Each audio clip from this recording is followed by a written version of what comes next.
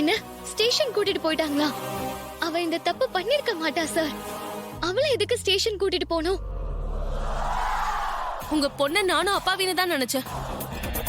ஆனா இப்படி ஒரு திருட்டு காரியத்தை பண்ணுவான்னு நான் நினைக்கவே இல்ல.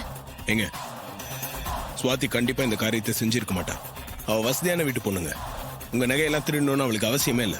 சார், அவளோட பேக்ல இருந்து தான் போலீஸ் நகையை எடுத்திருக்காங்க. அதுக்காக தான் விசாரிக்க ஸ்டேஷனுக்கு கூட்டிட்டு போயிருக்காங்க. இந்த ஹோட்டல்ல சிசிடிவி கேமரா எல்லாம் இருக்குல்ல? இருக்கு சார். அதை நீங்க செக் பண்ணீங்களா? இவங்க ரூமுக்கு சுவாதியை தவிர வேற யார் யார் போயிட்டு வந்தாங்கன்னு அதுல தெரிஞ்சிடும். ஆமா, எதுக்கும் செக் பண்றது நல்லதுதான். சிசிடிவியோட பேக்கப் ரூம் எங்க இருக்கு? வாங்க சார், காட்டுறேன்.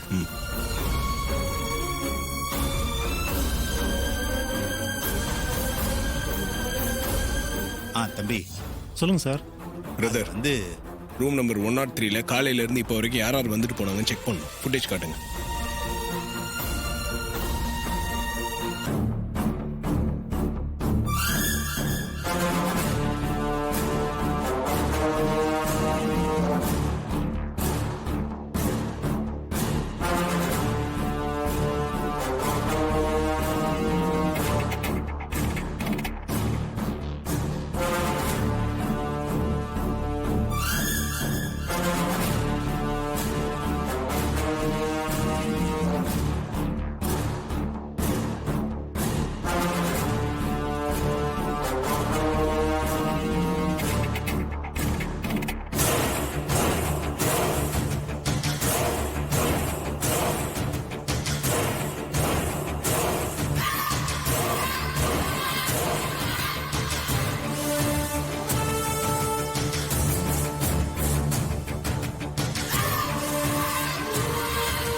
பாத்தீங்களா?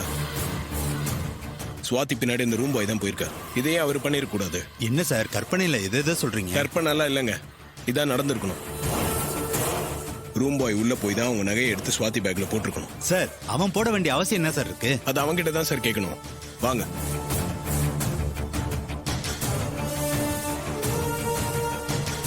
டேய், மரியாதையை உண்மையை சொல்லிடு.